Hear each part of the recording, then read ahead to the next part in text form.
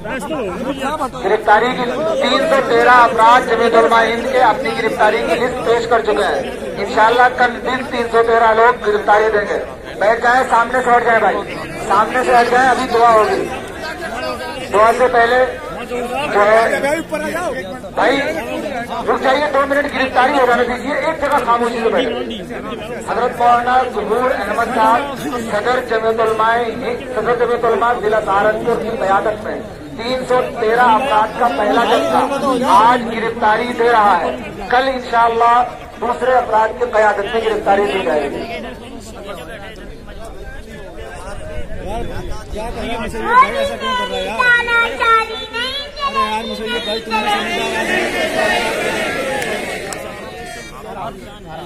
भाई दुआ करें अल्लाह ताला से हर तरीके से हमारा ये प्रोग्राम कामयाब के साथ।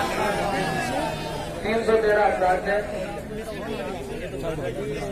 ये परेशान है, लोग बैठे हुए हैं। नाम पढ़ के सुना दूंगा।